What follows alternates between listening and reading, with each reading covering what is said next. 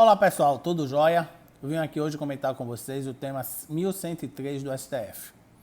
Nesse tema, o plenário do Supremo Tribunal Federal decidiu que o Estado pode determinar aos cidadãos que se submetam compulsoriamente à vacinação contra a Covid-19, prevista na Lei 13.979 de 2020.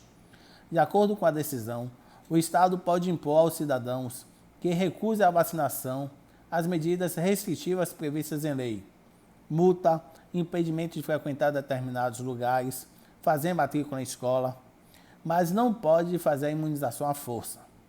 Também ficou definido que os estados, o Distrito Federal e os municípios têm autonomia para realizar campanhas locais de vacinação. O entendimento foi firmado no julgamento conjunto das ações diretas de inconstitucionalidade 6586 e 6587, que tratam unicamente de vacinação contra a Covid-19, e de recurso extraordinário com agravo 1267879, em que se discute o direito à recusa à imunização por convicções filosóficas ou religiosas. O ministro Luiz Roberto Barroso, relator do mencionado agravo, destacou que, embora a Constituição Federal proteja os direitos de cada cidadão de manter suas convicções filosóficas, religiosas, morais e existenciais, os direitos da sociedade devem prevalecer sobre os direitos individuais.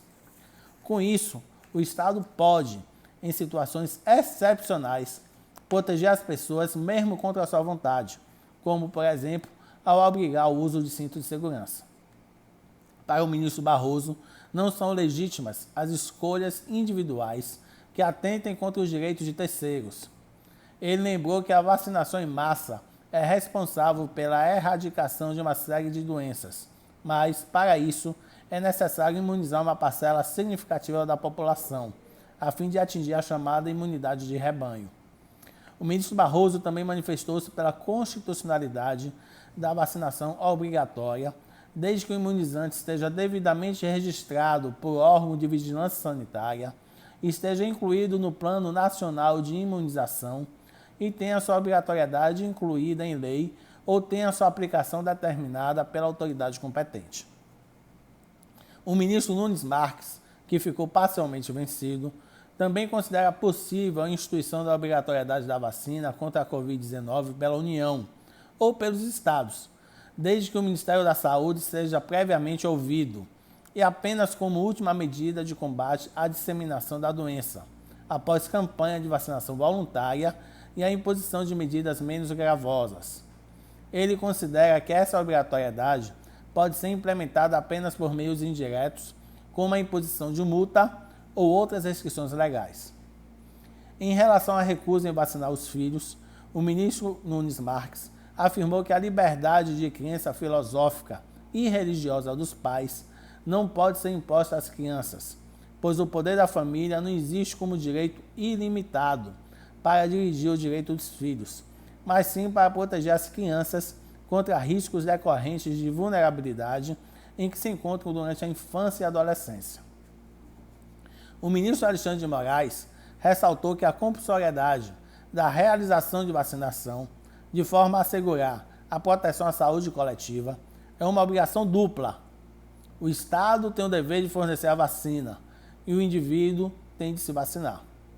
Para o ministro Edson Fachin, nenhuma autoridade ou poder público pode se esquivar de adotar medidas para permitir a vacinação de toda a população e assegurar o direito constitucional à saúde e a uma vida digna.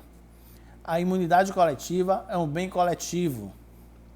Segundo a ministra Rosa Weber, eventuais restrições às liberdades individuais decorrentes da aplicação das medidas legais aos que se recusarem à vacina são imposições do próprio complexo constitucional de direitos que exige medidas efetivas para a proteção à vida e à saúde.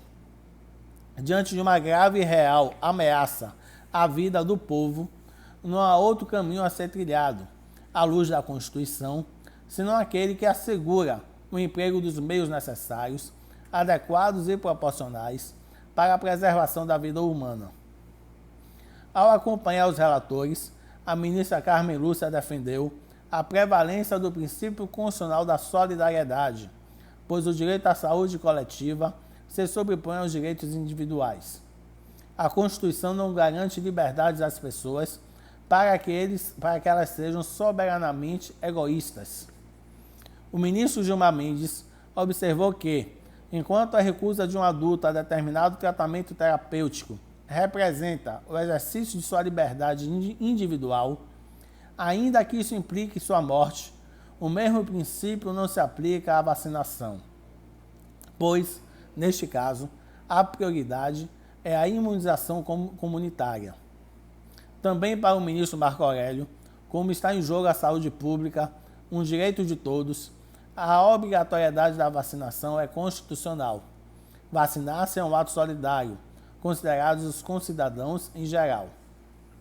A tese da repercussão geral fixada no agravo do recurso extraordinário 1267879 foi a seguinte: é constitucional a obrigatoriedade de imunização por meio de vacina que, registrada em órgão de vigilância sanitária, tenha sido incluída no Plano Nacional de Imunizações, ou tenha sua aplicação obrigatória decretada em lei, ou seja, objeto de determinação da União, dos Estados, do Distrito Federal ou dos municípios, com base em consenso médico-científico.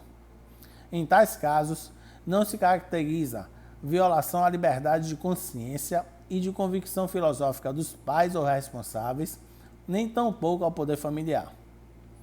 Nas ações diretas de inconstitucionalidade sobre o tema, foi fixada a seguinte tese: a vacinação compulsória não significa a vacinação forçada, facultada a recusa do usuário, podendo, contudo, ser implementada por meio de medidas indiretas, as quais compreendem, dentre outras, a restrição ao exercício de certas atividades ou a frequência de determinados lugares, desde que previstas em lei ou dela decorrentes, e tenham como base evidências científicas e análises estratégicas pertinentes, venham acompanhadas de ampla informação sobre a eficácia, segurança e contraindicações dos imunizantes, respeitem a dignidade humana e os direitos fundamentais das pessoas, atenda aos critérios de razoabilidade e proporcionalidade e sejam as vacinas distribuídas universal e gratuitamente.